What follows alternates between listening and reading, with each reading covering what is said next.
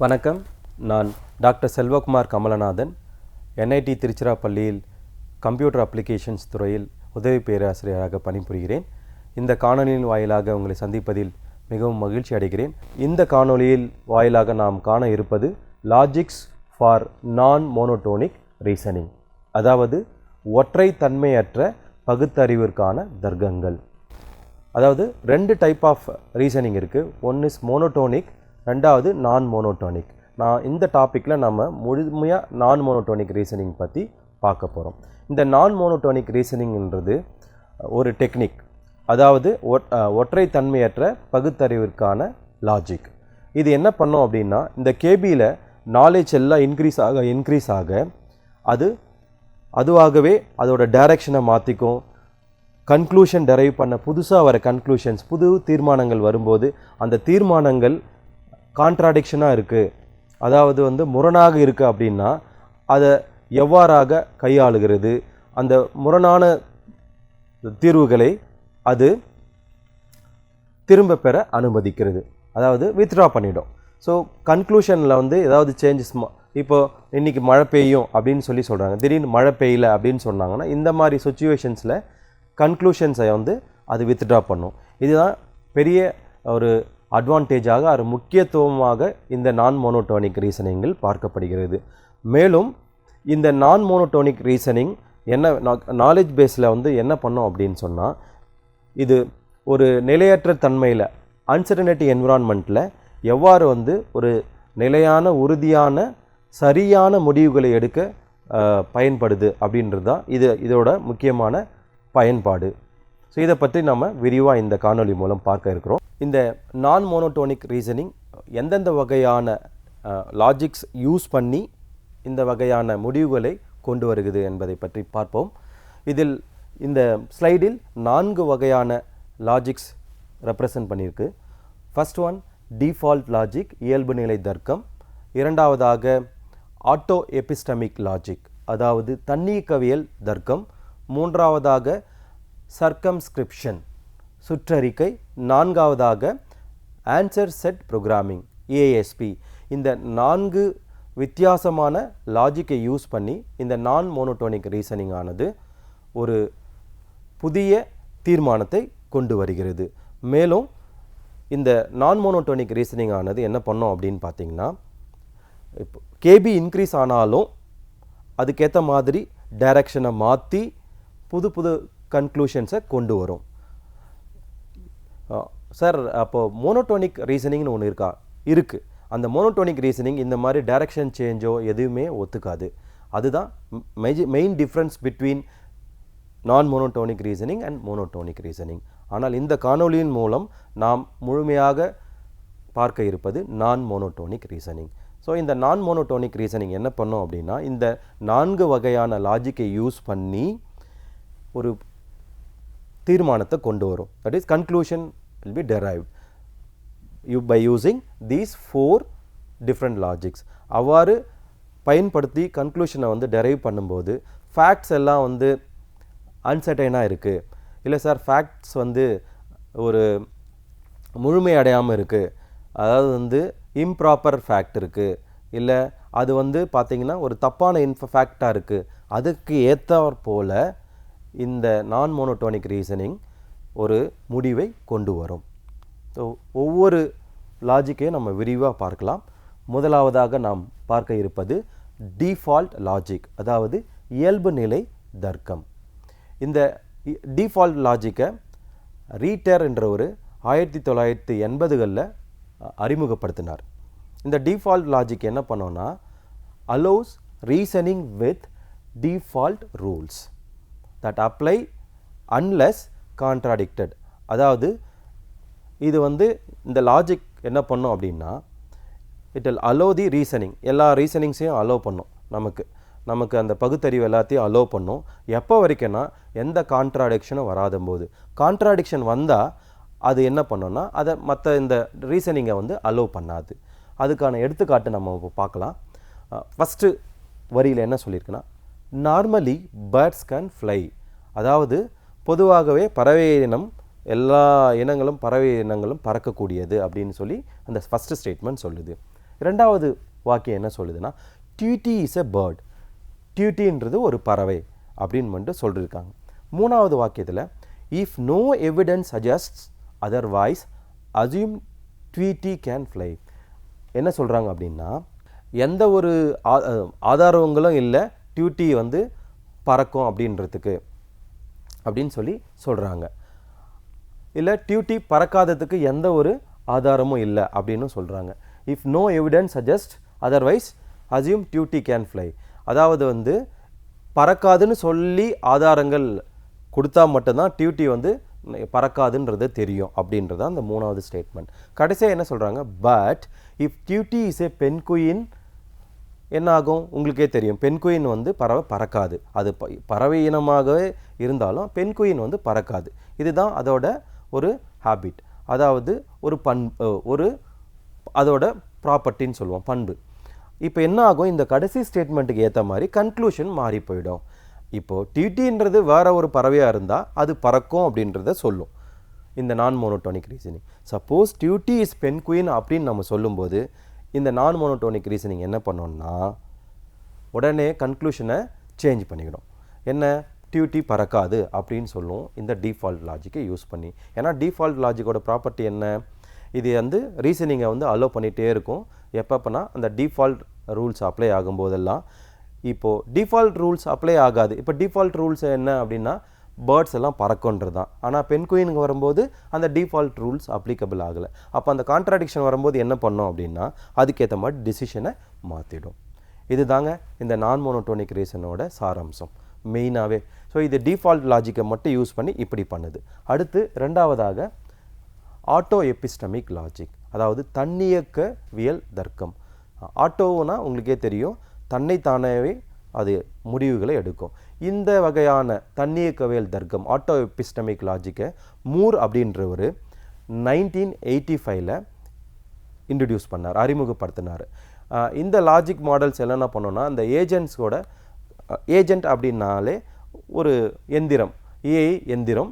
அந்த எந்திரம் வந்து என்ன பண்ணோன்னா தன்னைத்தானே வந்து முடிவெடுக்கிற மாதிரி ஒரு சக்தியை கொண்டு இருக்கும். அந்த மாதிரி ஒரு ஏஜென்ட்ஸ்க்கெல்லாம் என்ன பண்ணோன்னா அதோட நம்பிக்கையை பேஸ் பண்ணியே முடிவுகளை எடுக்கிற மாதிரி கொண்டு வந்துடும். இதுதாங்க இந்த மெயின் தீம் ஆஃப், அதாவது முக்கிய சாராம்சமாக இந்த ஆட்டோ எபிஸ்டமிக் லாஜிக்கில் கருதப்படுகிறது. இதுக்கான ஒரு எக்ஸாம்பிள் கொடுத்துருக்குறாங்க, பார்க்கலாம். If I don't believe that an exception exists then I assume the default case holds. அப்படின்னா விதிவிலக்கு இருப்பதாக நான் நம்பவில்லை என்றால், எக்ஸப்ஷன்ஸ்னால் ஒரு சில எரர்ஸ் எல்லாம் வர்றதுக்கான வாய்ப்புகள் இருக்குது. ஏன்னா நமக்கு அன்சர்டனிட்டியில் வந்து அது வந்து ப்ராப்ளம் தான். உங்களுக்கு தெரியும், நிலையற்ற தன்மை அப்படின்னு கூட சொல்லலாம், டைனமிசம். இப்போ தொடர்ந்து டேட்டா வந்து மாறிக்கிட்டே இருக்குது. அந்த சுச்சுவேஷனில் நம்மளால் முடிவு எடுக்க முடியாது. அந்த சுச்சுவேஷனில் ஒரு எக்ஸப்ஷன்ஸ் வந்து இல்லை அப்படின்னா நம்ம வந்து என்ன பண்ணலாம், நம்ம வந்து நார்மல் ஒரு டிஃபால்ட்டாகவே இப்போ இன்றைக்கி டெம்பரேச்சர் வந்து இவ்வளோ இருக்குது அப்படின்னா இன்றைக்கி கிளைமேட் வந்து சன்னி அப்படின்னு சொல்லிட்டு சொல்லுவோம். அதோட க்ளவுட்லினஸ் வந்து இவ்வளோ கம்மியாக இருக்குது, ஸ்கை இஸ் கிளியர் அப்படின்னா சன்னி நம்ம சொல்லலாம். ஆனால் கொஞ்சம் க்ளவுடியாக இருக்குது, மேகமூட்டெல்லாம் வந்திருக்கு அப்படின்னு சொன்னால் நம்ம எவ்வளோ சொல்லுவோம், அது க்ளவுடியாக இருக்குதுன்னு சொல்கிறதா இல்லை சன்னின்னு சொல்கிறதா பார்ஷியலி க்ளவுடின்னு சொல்கிறதான்ற மாதிரி ஒரு எப்படி சொல்ல வேகான ஒரு இதுக்கு வந்துடுவோம், ஒரு டைனமிசம் வந்துடும். அதெல்லாம் இந்த ஆட்டோ எபிஸ்டமிக் லாஜிக் மூலமாக இங்கே கிளியராக வந்து டெசிஷன் மேக்கிங்க்கு கொண்டு வந்துடலாம். அடுத்து சர்க்கம்ஸ்கிரிப்ஷன், சுற்றறிக்கை அப்படின்னு சொல்லி சொல்கிறோம். இந்த சர்க்கம்ஸ்கிரிப்ஷனை வந்து இன்ட்ரடியூஸ் பண்ணவர், அறிமுகப்படுத்தினவர் மெக்கர்டே டியூரிங் 1980. அதாவது இவர் தாங்க ஏஐ என்ற வேர்டையே வந்து காயின் பண்ணார், டேர்ம் வந்து கொண்டு வந்தார் டியூரிங் 1950, 1950. அந்த அறிஞர் தான் இந்த சர்க்கம்ஸ்கிரிப்ஷன் என்ற லாஜிக்கையும் கொண்டு வந்திருக்கார். அதாவது இந்த சர்க்கம்ஸ்கிரிப்ஷன் என்ன பண்ணோன்னா இட்ஸ் அ ஃபார்மலிசம்.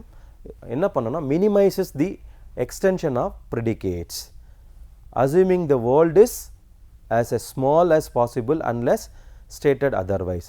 அதாவது இந்த ரியல் வேர்ல்டையே ஒரு சின்ன ஒரு உலகமாக ஸ்மால் as possible அப்படின்ற மாதிரி சின்னதாக ஒரு சுருக்கத்துக்குள்ளே கொண்டு வந்து அதுக்கேற்ற மாதிரி சிறியதாக கருதி முன்னுரைப்புகளின் நீட்டிப்பை குறைக்கிறது. எக்ஸ்டென்ஷன் நமக்கு நாலேஜ் பேஸ் வந்து பெருசாக ஒரு பெரிய ஒரு இது டொமைன் எடுத்துக்கிட்டோம்னா நிறைய இன்ஃபர்மேஷன்ஸ் இருக்கும். அந்த மாதிரி இல்லாமல் ஒரு நேரோ டவுனாக ஒரு குறுகிய இதில் கொண்டு வந்து அதன் மூலமாக நம்ம ஈஸியாக இன்ஃபர்மேஷனை எக்ஸ்ட்ராக்ட் பண்ணுற மாதிரி ஒரு மெக்கானிசம் தாங்க இந்த சர்க்கம்ஸ்கிரிப்ஷன் சுற்றறிக்கையில் ஒரு தன்மையை. இதுக்கு ஒரு எடுத்துக்காட்டு இங்கே கொடுத்துருக்குறாங்க. அது என்னென்னா, assume the only known causes of a symptom are flu and COVID-19 unless additional causes are discovered. அதாவது கூடுதல் காரணங்கள் கண்டறியப்படாவிட்டால் ஒரு அறிகுறிக்கான அறியப்பட்ட காரணங்கள் காய்ச்சல் மற்றும் COVID-19 மட்டுமே என்று வைத்துக்கொள்ளுங்கள். இப்போ உங்களுக்கு ஃப்ளூக்கும் கோவிடுக்கும் வித்தியாசம் தெரிஞ்சிருக்கும் நிறைய. அதாவது வந்து ஃப்ளூக்கும் கோவிடுக்கும் நிறைய காமன் ஒற்றுமைகள் இருக்குது, காமன் சிமிலாரிட்டின்னு கூட சொல்லலாம். ஏன்னா இது ரெண்டுத்துக்குமே ஒரு எல்லா சிம்டம்ஸுமே காரணிகள் எல்லாம் சேமாக தான் இருக்கும். உடம்பு சரியில்லாமல் காய்ச்சலாக இருக்கும், இருமல் வரும், சோர்வு இருக்கும். அதையும் தாண்டி கோவிடுக்கு வந்து கொரோனாவுக்கு வந்து வேறு அடிஷ்னலாக நிறைய வந்து எக்ஸ்ட்ரா காரணங்கள்லாம் இருக்குது.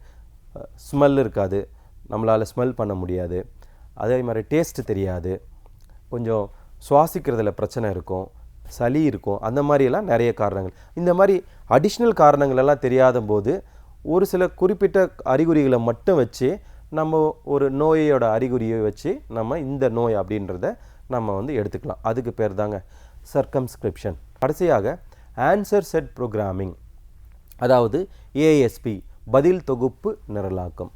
ஆக்சுவலாக இந்த ஏஎஸ்பி என்ன பண்ணோன்னா, uses logic programming under stable model semantics to deal with defaults and exceptions. இந்த செமான்டிக்ஸ் அப்படின்னா மீனிங், அர்த்தம் உள்ள அப்படின்றத மாதிரி சொல்லிக்கும். இந்த ஏஎஸ்பி என்ன பண்ணோம் அப்படின்னா, இந்த மாதிரி டிஃபால்ட்ஸ் வரும்போதும் எக்ஸப்ஷன்ஸ் ஒரு சில தவறுதலான டேட்டா வரும்போதும் இது என்ன பண்ணோம் அப்படின்னா, விதிவிலக்குகளை சமாளிக்க நிலையான மாதிரி சொற்பொருட்களின் கீழ் தர்க்க நிரலாக்கத்தை பயன்படுத்துது. ஸ்டேபிள் மாடலை செமான்டிக் மீனிங் மூலமாக யூஸ் பண்ணும். ஒரு எடுத்துக்காட்டாக நான் ஒன்று சொல்கிறேன். I am going to bank அப்படின்னு ஒரு எக்ஸாம்பிள் நான் சொல்கிறேன். நான் பேங்க்குக்கு போகிறேன், வங்கிக்கு செல்கிறேன் அப்படின்னு சொன்னால் எந்த வங்கிக்கு போகிறேன்? இரத்த வங்கிக்கு போகிறேன்னா, இல்லை பண வங்கிக்கு போகிறேன்னா, இல்லை ரிவர் பேங்க் ஆற்றங்கரை ஓரத்துக்கு போகிறேன்னா அப்படின்றது தெரியாது. அப்போது எந்த மீனிங் செமான்டிக்ஸில் நான் அந்த வார்த்தையை சொல்ல வரேன் அப்படின்றத இது எடுத்துக்கும். ஒரு எடுத்துக்காட்டு இங்கே சொல்லியிருக்காங்க. Bird of x, penguin of x, not AB of x இதில் கொடுத்துருக்குறாங்க. பென்குயின் ஒரு பறவையாக இருந்தாலும் அது பறக்காது அப்படின்றத இங்கே ரெப்ரசன்ட் பண்ணியிருக்கிறாங்க. அடுத்து நாம் காண இருப்பது implementation issues in logics for non-monotonic reasoning. அதாவது செயல்படுத்தும் சிக்கல்களை பற்றியதான ஒரு விளக்கங்களை நாம் பார்க்க இருக்கிறோம். எதை பற்றியது என்றால் நான் மோனோட்டோனிக் ரீசனிங். நான் மோனோட்டோனிக் ரீசனிங்கை வந்து இம்ப்ளிமெண்ட் பண்ணும்போது என்னென்ன சிக்கல்கள் எல்லாம் நம்ம ஃபேஸ் பண்ணுறோம், இல்லை ஜென்ரலாக காமனாக பொதுவாக வரும் அப்படின்றத பற்றி பார்க்க போகிறோம். என்னென்ன அப்படின்னு சொல்லிட்டு பார்க்கலாம். இப்போ இந்த நான் மோனோட்டோனிக் ரீசனிங்கை வந்து இன்ட்ரடியூஸ் பண்ணி நம்ம ஒரு டிசிஷன் மேக்கிங் எடுக்கும்போது நிறைய வந்து சேலஞ்சஸை நம்ம வந்து ஃபேஸ் பண்ண போகிறோம். இந்த சேலஞ்சஸ் எல்லாம் இங்கே ரெப்ரசன்ட் பண்ணியிருக்கு. முதலாவதாக கம்ப்யூட்டேஷனல் காம்ப்ளெக்சிட்டி, கணக்கீட்டு சிக்கலான தன்மை. இந்த கம்ப்யூட்டேஷனல் காம்ப்ளெக்சிட்டினா எவ்வளோ நமக்கு ஃபேக்ட்ஸ் எல்லாம் தேவை, இந்த டேட்டா பேஸோட சைஸ் என்ன, எவ்வளோ டைம் எடுக்கும் அப்படின்றத பற்றியான ஒரு பிரச்சனை, சிக்கலை பற்றி பார்க்க போகிறோம். இரண்டாவதாக handling incomplete or contradictory information. நான் ஏற்கனவே சொன்னேன், இங்கே வந்து ஒரு சில ஃபேக்ட்ஸ் எல்லாம் வந்து இன்கம்ப்ளீட்டாக முழுமை பெறாமல் இருக்கும்.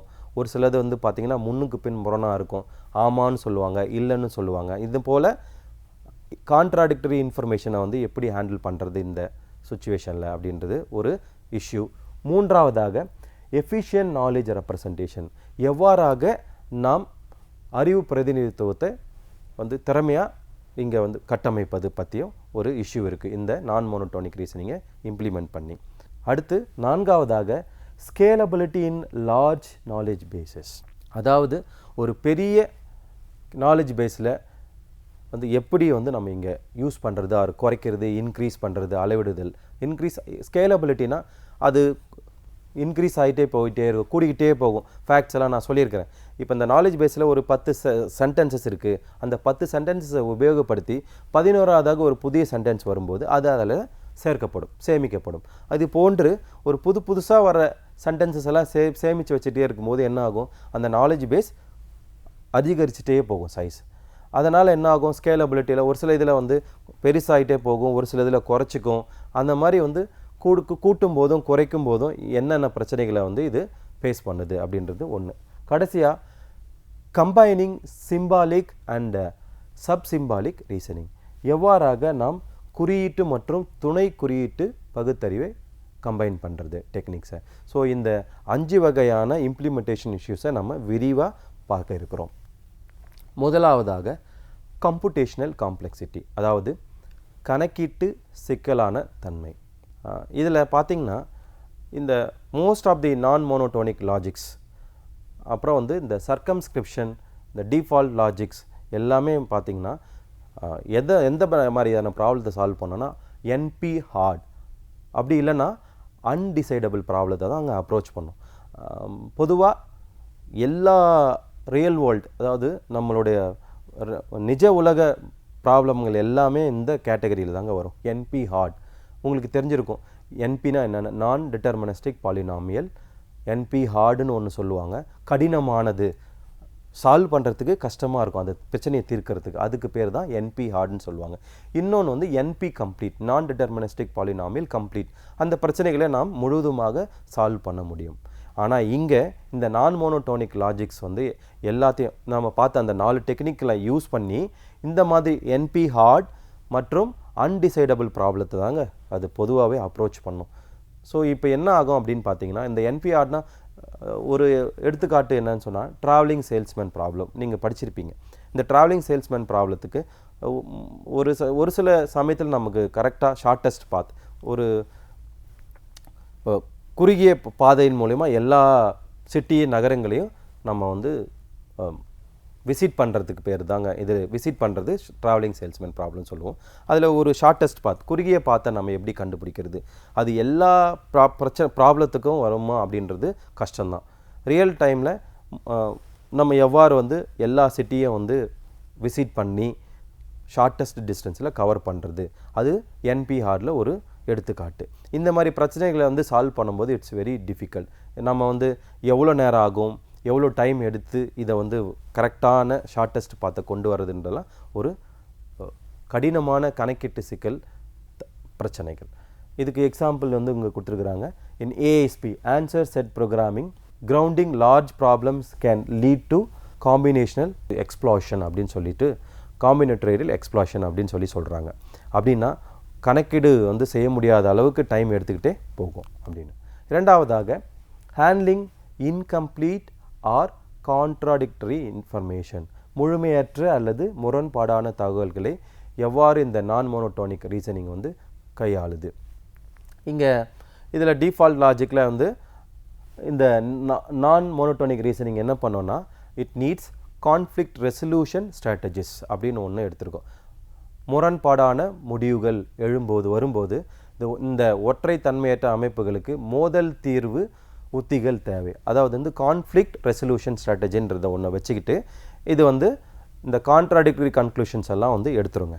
இங்கே ஒரு எக்ஸாம்பிள் கொடுத்துருக்குறாங்க. அது என்ன அப்படின்னு பார்த்தீங்கன்னா, if one rule states birds typically fly and another states penguins do not fly, அப்படின்னா எல்லா பறவைகளும் பறக்கும் அப்படின்னு ஒரு ஸ்டேட்மெண்ட் சொல்லுது. ஆனால் ரெண்டாவது ஸ்டேட்மெண்ட் என்ன சொல்லுது, பென்குயின்ஸ் எல்லாம் பறக்காதுன்னு சொல்லுது. இங்கே என்ன பண்ணோம் அப்படின்னா, பறவைகள் அப்படின்னு வரும்போது இந்த நான் மோனோடோனிக் ரீசனிங் பறக்கும் அப்படின்னு சொல்லும். பென்குயின்னு சொல்லும்போது அது பறவை தான், ஆனால் அது பறக்காது அப்படின்றத சொல்லும். இந்த மாதிரி கான்ஃப்ளிக்ட் ரீசன்ஸ் வரும்போது, ஸ்ட்ராட்டஜிஸ் எல்லாம் சுச்சுவேஷன் வரும்போது இது இந்த கான்ஃப்ளிக்ட் ரெசல்யூஷன் ஸ்ட்ராட்டஜியை யூஸ் பண்ணி தீர்மானங்களை கொண்டு வரும்.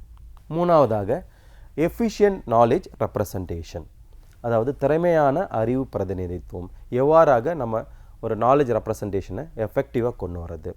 இதுக்கு வந்து என்ன அப்படின்னு சொல்லி பார்த்தீங்கன்னா, நிஜ உலகில் நமக்கு வந்து ரியல் வேர்ல்டில் வந்து நாலேஜஸ் வந்து டிஃபால்ட் ரூல்ஸாக ரெப்ரசன்ட் பண்ணலாம், எக்ஸப்ஷன்ஸாக இருக்கலாம்.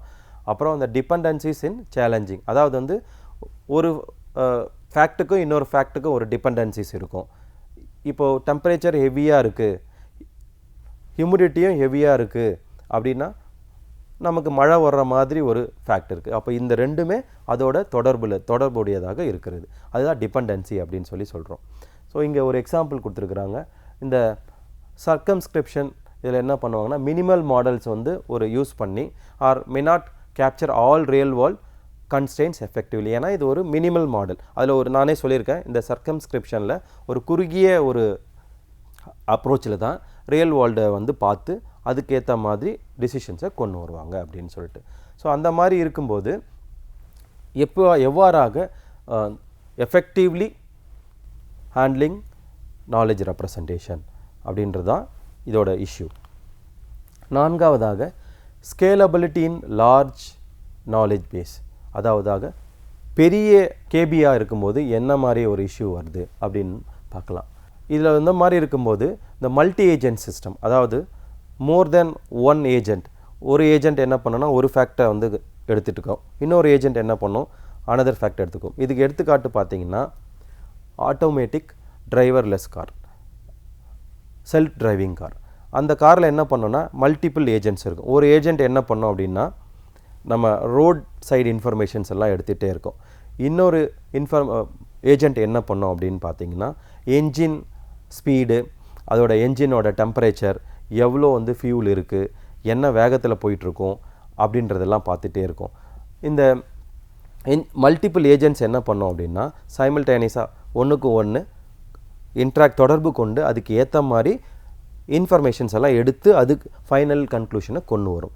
இதில் இந்த நான் monotonic reasoning is often fails to scale well. இதில் நிறைய வந்து இப்போ டேட்டா வந்துக்கிட்டே இருக்கும், ஒவ்வொரு ஏஜென்ட் கிட்ட இருந்து பல்காக டேட்டா வந்துகிட்டே இருக்கும். ஏன்னா கார் மூவ் ஆகிட்டே இருக்குது. ஸோ ஒரே மாதிரியான டேட்டா வராது, அதனால் நிறைய டேட்டா வரும். ஈவன் வந்து நம்ம வந்து மெடிக்கல் டேட்டா செட்டு கூட எடுத்துக்கலாம். ஏன்னா ஒருத்தருக்கு வந்து மெடிக்கல் டேட்டா அந்த ரிப்போர்ட்ஸ் எல்லாம் இருக்காது. ஃபார் எக்ஸாம்பிளுக்கு வந்து நம்ம பிளட் ப்ரெஷர், அப்புறம் வந்து பல்ஸ் ரேட், அதெல்லாம் வந்து ஒரு ரேஞ்சில் வராது, மாறி மாறி வந்துக்கிட்டே இருக்கும். ஸோ இந்த மாதிரி சுச்சுவேஷன்ஸில் எவ்வாறாக இந்த நான் மோனோடோனிக் ரீசனிங் வந்து ஃபைனல் கன்க்ளூஷனை கொண்டு வருது, இதுவும் ஒரு இஷ்யூ இங்கே இம்ப்ளிமெண்டேஷன் ஆஃப் நான் மோனோடோனிக் ரீசனிங். அடுத்து கடைசியாக ஐந்தாவதாக combining symbolic and sub symbolic reasoning. அதாவது இங்கே நியூரல் சிஸ்டத்தை வந்து நம்ம இங்கே எஃபெக்டிவாக யூஸ் பண்ணி integration of logics and neural networks கொண்டு வந்து அதுக்கு ஏற்ற மாதிரி நம்ம முடிவுகளை எடுத்துக்கலாம். Combining symbolic and sub symbolic reasoning. Neural system deep learning மாடல்ஸை கொண்டு வந்து இந்த லாஜிக் ரீசனிங்கோட கம்பைன் பண்ணுறச்சு, ஜாயின் பண்ணி எடுக்கும்போது, இன்டகிரேட் பண்ணி முடிவுகளை எடுக்கும்போது என்னென்ன சிக்கல்கள் எல்லாம் நமக்கு வந்து வருது அப்படின்றதான் இங்கே ஒரு இஷ்யூ. என்னென்னா if a neural network predicts flu probability, a symbolic logic system must interpret the output logically, which requires seamless communication between the two. அதாவது வந்து நியூரல் நெட்வொர்க் மூலமாக ஒரு முடிவு கொண்டு வரப்படுகிறது அப்படின்னா அந்த வியாதிக்கு வந்து ஃப்ளூ அப்படின்னு வந்து ஒரு ரிசல்ட் வந்துருச்சு ப்ராபபிலிட்டியை பேஸ் பண்ணி. நம்ம ப்ரீவியஸ் காணொலியில் முன்னாடி பார்த்த காணொலியில் வந்து இதை பற்றி ஒரு எடுத்துக்காட்டை நான் சொல்லியிருந்தேன். பர்சன்டேஜஸில் அந்த வேல்யூஸை கொடுத்துருப்பாங்க அந்த ப்ரோக்ராமில். அந்த வேல்யூஸ் எது நியரஸ்ட்டாக மேட்ச் ஆகுதோ அந்த ரிசல்ட்டை கொண்டு வரும். அப்படி இருக்கும்போது இந்த முடிவுகளை பற்றி வந்து அது சரியாக வந்து கொண்டு வரணும். அதுக்கு கரெக்டான தொடர்பு இருக்கணும். அப்படி இருக்கும்போது அது எந்த இடத்துல மேட்ச் ஆகுது அப்படின்னு பார்த்து அதுக்கு ஏற்றவாறு முடிவுகளை கொண்டு வரும். அடுத்ததாக நாம் காண இருப்பது ஆர்குமெண்டிங் ஏ ப்ராப்ளம் சால்வர். அப்படின்னா ஒரு சிக்கல் தீர்க்கும் கருவியை நாம் எவ்வாறு மேம்படுத்துவது, இம்ப்ரூவ் பண்ணுறது அப்படின்னு சொல்லிட்டு. ஒரு ப்ராப்ளம் சால்வர்னால் அது ஒரு ஏஐ பேஸ்ட் ஏஜெண்ட். அந்த ஏஜெண்ட் ப்ராப்ளத்தை எல்லாம் சால்வ் பண்ணும். ஈவன் வந்து நம்ம போகலாம், எடுத்துக்காட்டாக காஃபி மேக்கர், நான் முன்னாடி சொன்ன மாதிரி டிரைவர்லெஸ் செல்ஃப் டிரைவிங் காரு, அந்த மாதிரி எக்ஸாம்பிள்ஸ் எல்லாம் நம்ம எடுத்துக்கலாம். அதுவுமே இதில் one among the type augmenting a problem solver. இந்த டாப்பிக்கில் ஆர்குமெண்டட் ப்ராப்ளம் சால்வர் என்ன, அது எவ்வாறாக இந்த டிஃபால்ட் லாஜிக்ஸ் எல்லாம் பற்றி பார்த்தோம், நான் மோனோடோனிக் ரீசனிங் பற்றி பார்த்தோம். இதெல்லாம் யூஸ் பண்ணி ஒரு ப்ராப்ளம் சால்வரை மேம்படுத்துது அப்படின்றத பற்றி பார்க்க போகிறோம். இங்கே டெஃபினிஷன் கொடுத்துருக்குறாங்க. Problem solver for non monotonic reasoning requires integrating various reasoning paradigm. நம்ம முன்னாடி பார்த்தோம் இல்லைங்களா, இந்த நான் மோனோடோனிக் ரீசனிங்கில் 4 டிஃப்ரெண்ட் லாஜிக்ஸ், அந்த 4 டிஃப்ரெண்ட் லாஜிக்கோட fuzzy logic, neuro symbolic AI இதெல்லாம் யூஸ் பண்ணி அன்சர்டனிட்டி, எக்ஸப்ஷன்ஸ், எவால்விங் நாலேஜ் எல்லாம் பண்ணுறாங்க. அதாவது எவ்வாறு ஏஐ மெஷின்ஸ் எல்லாம் இந்த அன்சர்டனிட்டி சுச்சுவேஷன்லேயும் எக்ஸப்ஷன்ஸ் வரும்போதும் முடிவுகளை எடுக்குது அப்படின்றத பற்றி தான் இதில் நாம் பார்க்க போகிறோம். இங்கே நாம் இந்த ஸ்லைடில் அப்ரோச்சஸ் ஃபார் ஆர்குமெண்டிங் ஏ நான் மோனோடோனிக் ப்ராப்ளம் சால்விங், அதாவது எந்தெந்த வகையான அணுகுமுறைகளை எல்லாம் இந்த ப்ராப்ளம் சால்வர் வந்து அப்ரோச் பண்ணுது அப்படின்றத பற்றி பார்க்கலாம்.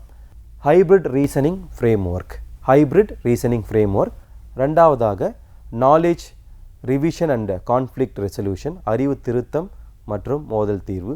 மூன்றாவதாக லேர்னிங் ஃப்ரம் டேட்டா, தரவுகளிலிருந்து கற்றல். நான்காவதாக கான்டெக்ஸ்ட் அவேர்னஸ் அண்ட் அடாப்டபிலிட்டி, சூழல் விழிப்புணர்வு மற்றும் தகவமைப்பு. முதலாவதாக நாம் பார்க்க இருப்பது ஹைப்ரிட் ரீசனிங் ஃப்ரேம்வொர்க்ஸ். அதாவது இந்த ப்ராப்ளம் சால்வர் சிக்கல் தீர்க்கும் கருவியானது கம்பைன்ஸ் சிம்பாலிக் அண்ட் சப்சிம்பாலிக் மெத்தட்ஸ், அதாவது ப்ரோலாக், அப்புறம் முந்தைய காணொலியில் நம்ம பார்த்தோம் டெம்ஸ்டர் ஷெரஃப் தியரி, நியூரல் நெட்வொர்க்ஸ், அந்த மாதிரி டெக்னிக்ஸ் எல்லாம் கம்பைன் பண்ணி டெசிஷன்ஸை எடுக்கும். ஆல்சோ இது என்ன பண்ணோம் அப்படின்னு பார்த்தீங்கன்னா, updates conclusions dynamically as new facts are introduce. புது ஃபேக்ட்ஸ் எல்லாம் வரும்போது, கன்க்ளூஷன்ஸ் வேறு மாதிரி புதுசாக வரும்போது அதையெல்லாம் இது அப்டேட் பண்ணிக்க சொல்லி டேட்டா பேஸில் கேபியில் அனுமதிக்கும். இதுதான் இந்த ஹைப்ரிட் ரீசனிங்கோட approach. Hybrid reasoning means integrating multiple techniques which is improving the problem solvers performance. அதாவது இந்த ப்ராப்ளம் சால்வரோட கருவியோட பர்ஃபார்மன்ஸை வந்து மேம்படுத்துறதுக்கான முதல் டெக்னிக்.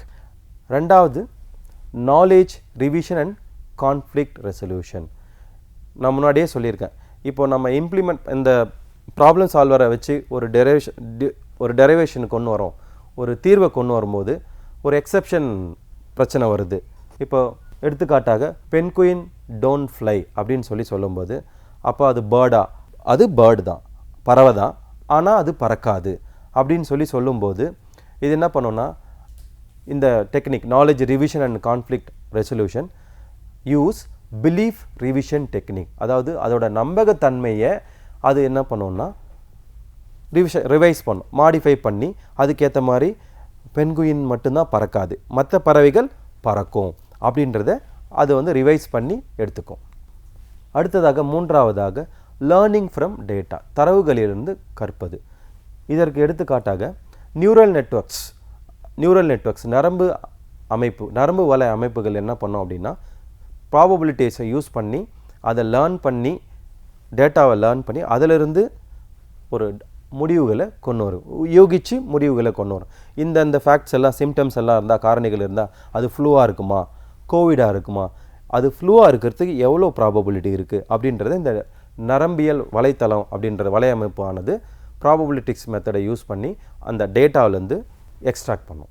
அதோட symbolic logic override or explain neural network predictions when necessary. அதாவது தேவைப்படும்போது இந்த குறியீட்டு தர்க்கம் நியூரல் நெட்வொர்க் கணிப்புகளை ஓவர் ரைட் பண்ணிக்கும். அடுத்ததாக நான்காவது கான்டெக்ஸ்ட் அவேர்னஸ் அண்ட் அடாப்டபிலிட்டி, சூழல் விழிப்புணர்வு மற்றும் தகவமைப்பு. கான்டெக்ஸ்ட் டிபெண்டன்ட் ரூல் அப்படின்னா, நான் ஏற்கனவே ஒரு எடுத்துக்காட்டு சொல்லியிருந்தேன். I am going to bank, நான் வங்கிக்கு செல்கிறேன் அப்படின்னா அந்த என்ன கான்டெக்ஸ்ட், என்ன இதில் நான் சொல்கிறேன் மீனிங்கில் அப்படின்றது தான் கான்டெக்ஸ்ட் டிபெண்டன்ட் ரூல். அதுதான் நம்ம இங்கே பார்க்க போகிறோம். எந்த சூழலில் அந்த வார்த்தையானது, அந்த ஃபேக்டானது, ஸ்டேட்மெண்ட் வந்து இருக்குது, அதை பேஸ் பண்ணி அதுக்கேற்ற மாதிரி அது தகவமைப்பு பண்ணி முடிவுகளை கொண்டு வரது தான் கான்டெக்ஸ்ட் அவேர்னஸ் அண்ட் அடாப்டபிலிட்டி. இங்கே இதுக்காக மெட்டா ரீசனிங் அப்படின்ற ஒரு டெக்னிக்கை யூஸ் பண்ணோம். மெட்டா அப்படின்னா நாலேஜ் அபவுட் தட் பர்டிகுலர் அப்படின்னு சொல்லுவாங்க. Reasoning about which reasoning approach is most applicable. அதாவது நம்ம எந்த ரீசனை நம்ம அறிமுகப்படுத்தினா இங்கே அந்த பர்டிகுலர் டிசிஷனை கரெக்டான டிசிஷனை எடுக்க முடியும். பகுத்தறிவு, ரீசனிங்னா பகுத்தறிவு. அதை கண்டுபிடிக்கிறதுக்கு பேர் தான் மெட்டா ரீசனிங். அவ்வாறு நம்ம அறிந்து அந்த பர்டிகுலர் ரீசனிங்கை பகுத்தறிவை நம்ம யூஸ் பண்ணி அந்த முடிவுகளை எடுக்கலாம். அடுத்து நாம் பார்க்க இருப்பது இம்ப்ளிமெண்டேஷன் பிளான். இந்த ஆர்குமெண்டிங் ப்ராப்ளம் சால்வரை நம்ம எவ்வாறு வடிவமைப்பது அப்படின்றத பற்றி பார்க்குறோம். 4 ஸ்டெப்ஸில் இதை ப்ரொசீஜர் சொல்லியிருக்காங்க. ஒவ்வொரு ஸ்டெப்பாக பார்க்கலாம். இந்த ஸ்லைடில் 2 ஸ்டெப்ஸை சொல்லியிருக்கிறாங்க, பார்க்கலாம். முதல் step, extend the existing ASP based solver with context aware rule updates. எக்ஸிஸ்டிங்கில் ஏஎஸ்பி வச்சு யூஸ் பண்ணுவாங்க, அதை நம்ம கான்டெக்ஸ்ட் அவேர் ரூல் அப்டேட்ஸாக மாற்றிக்கிறோம். ரெண்டாவதாக, integrate fuzzy reasoning for handling partial truth in diagnosis. இந்த நோய் அறிதல் பகுதிக்கான ஒரு பர்டிகுலர் ஆஸ்பெக்ட் இங்கே சொல்லியிருக்காங்க. அதாவது மெடிக்கல் டொமைனில் நம்ம இதை யூஸ் பண்ணுறோம் அப்படின்னா ஃபஸி ரீசனிங்கை வந்து நம்ம யூஸ் பண்ணணும். ஏன்னா நமக்கு அங்கே பார்த்திங்கன்னா ஒரு தெளிவற்ற இன்ஃபர்மேஷன், பார்ஷியல் ட்ரூத்தாக இருக்கும். இப்போது ஒரு டெஸ்ட் ரிப்போர்ட், டயக்னாஸ் ரிப்போர்ட்டில் கொஞ்சம் தான் இன்ஃபர்மேஷன் வந்திருக்கும், பார்ஷியலாக இருக்கும். டபிள்யூபிசி எவ்வளோ கவுண்ட் இருக்குது, நமக்கு வேறு என்னென்னலாம் டிஃபிஷியன்சிஸ் இருக்குது, இதில் ஒரு ரேஞ்ச் கொடுத்துருப்பாங்க. அந்த ரேஞ்சஸ் எல்லாம் மாறும். அந்த மாதிரி சுச்சுவேஷன் சமயத்தில் இந்த ஃபஸி ரீசனிங்கை யூஸ் பண்ணி நம்ம இந்த மாதிரி பார்ஷியல் ட்ரூத்தை வந்து ஹேண்டில் பண்ணலாம். மூன்றாவதாக, யூஸிங் நியூரல் சிம்பாலிக் ஏ. நான் முன்கூட்டியே சொல்லியிருந்தேன், டீப் லேர்னிங்கையும் லாஜிக் ரெண்டுத்தையும் கம்பைன் பண்ணி நம்ம ஒரு தெளிவான முடிவுகளை வந்து எடுக்க முடியும். அதாவது இந்த ஏஐ பேஸ்ட் மெஷின்ஸ் வந்து தெளிவான முடிவு எடுக்கிறதுக்கு நம்ம யூஸ் பண்ணலாம். நான்காவதாக, implement a belief revision system that updates knowledge dynamically. Belief ரிவிஷன்னா நம்மளோட நம்பிக்கையை மாடிஃபை பண்ணிக்கிட்டே இருக்கிறது. நான் முன்னாடியே ஒரு எடுத்துக்காட்டு சொன்னேன். Penguin is a bird even though it's a bird. Penguin பறவையாக இருந்தாலும் அது பறக்க முடியாது. நம்ம என்னென்னு சொல்லியிருப்போம், பறவைனாலே பறக்கும் அப்படின்னு சொல்லி ஒரு நம்பிக்கையில் இருப்போம். அந்த நம்பிக்கையை தான் நம்ம மாடிஃபை பண்ணிக்கிறோம். பென்குயின் பறவையாக இருந்தாலும் அது பறக்காது அப்படின்றது தான் நம்ம பிலீஃப் ரிவிஷன் சிஸ்டம். இந்த 4 ஸ்டெப்ஸையும் இந்த ஆர்குமெண்டிங் ப்ராப்ளம் சால்வர் இம்ப்ளிமெண்டேஷனுக்கு யூஸ் பண்ணுவோம். ஒரு எடுத்துக்காட்டு பைத்தன் கோட் இங்கே இருக்குது. இந்த பைத்தன் கோடில் நம்ம என்னென்னலாம் வந்து நம்ம இங்கே இம்ப்ளிமெண்டேஷன் மெத்தடில் நம்ம பார்க்க போகிறோம். அதாவது இங்கே hybrid non monotonic problem solver. ஹைப்ரிட்னா உங்களுக்கே தெரியும், ஒரு மல்டிபிள் லாஜிக்ஸை வந்து இன்டகிரேட் பண்ணி ஒரு கான்செப்டை இன்டகிரேட் பண்ணி ஒரு ப்ராப்ளம் சால்வரை நம்ம எவ்வாறு வந்து பெறுவது. இந்த ப்ராப்ளம் சால்வர் என்ன பண்ணும் அப்படின்னு பார்த்தீங்கன்னா, ஃப்ளூ இருக்கா, டிசீஸ் ப்ரெடிக்ஷன் மாடல். ஃப்ளூ என்ன, கோவிடா, ஃப்ளூவா கோவிடா அப்படின்னு சொல்லும் சிம்டம்ஸ் எல்லாம். இந்த லெஃப்ட் ஹேண்ட் சைடில் பார்த்தீங்கன்னா அதுக்கான எல்லா லாஜிக், டிஃபால்ட் லாஜிக் இருக்குது, ப்ராபபிலிஸ்டிக் லாஜிக்கு, ஃபஸி லாஜிக், வித்தியாசமான லாஜிக்ஸ் எல்லாத்தையும் இந்த இதில் வந்து மாடலில் கொண்டு வந்திருக்கிறாங்க. அடுத்து ஸ்டெப் 2 பார்த்தீங்கன்னா, fuzzy logic for handling partial truth. நான் முன்கூட்டியே சொன்னேன், ஒரு வேகா டேட்டா இருக்குது, அந்த மாதிரி சுச்சுவேஷனில் இந்த ஃபஸி லாஜிக் வந்து முன்னாடி வந்து கண்டுபிடிக்கும். அது ஃப்ளூவாக இருக்குமா, கோவிடாக இருக்குமா, அந்த சிம்டம்ஸ் எல்லாம் என்னென்ன ரேஞ்சில் இருக்குது அப்படின்னு சொல்லிட்டு சொல்லும். அடுத்து 3வது டெம்ஸ்டர் ஷெஃபர் தியரி. இது வந்து எவிடன்ஸ் காம்பினேஷன் பர்பஸ்க்காக யூஸ் பண்ணும். அப்புறம் ஏஎஸ்பி வந்திருக்கு 4வது ஸ்டெப்.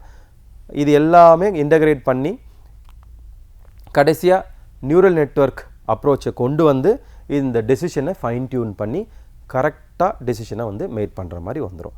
கன்க்ளூஷன், நம்ம தீர்மானங்களை எடுக்கிற மாதிரி. இதுதான் ஒரு எடுத்துக்காட்டு program.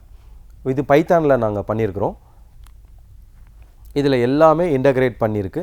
It's one of the hybrid non monotonic based augmented problem solver.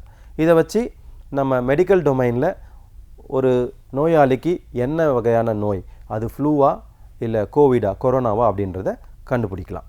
Summary of topic, logics for non monotonic reasoning. இந்த நான் மோனோட்டோனிக் ரீசனிங்கு 4 வகையான லாஜிக்ஸை பற்றி பார்த்தோம். அடுத்ததாக இந்த நான் மோனோட்டோனிக் ரீசனிங் இம்ப்ளிமெண்டேஷனில் என்னென்னலாம் சிக்கல்கள் இருக்குது அப்படின்றத பற்றியெல்லாம் பார்த்தோம். அப்புறம் ஒரு ப்ராப்ளம், ஆர்குமெண்டிங் எ ப்ராப்ளம் சால்வர், ஒரு ப்ராப்ளம் சால்வர் கருவியை நம்ம எவ்வாறு மேம்படுத்துறது, அதுக்கு என்னென்ன டெக்னிக்ஸ் எல்லாம் யூஸ் பண்ணுறது, அதோட ஸ்டெப் பை ஸ்டெப் ப்ரொசீஜர்ஸ் எல்லாம் என்ன அப்படின்னு சொல்லிட்டு இந்த காணொளியின் வாயிலாக நாம் பார்த்தோம். அடுத்த காணொளியில் நாம் காண இருப்பது depth first search and breadth first search, எவ்வாறாக இந்த நாலேஜ் ரெப்ரசன்டேஷன் அறிவு பிரதிநிதித்துவத்தில் முடிவுகளை எடுப்பதற்கு வழிவகை செய்கிறது என்பதை பற்றி விரிவாக காண இருக்கிறோம். நன்றி.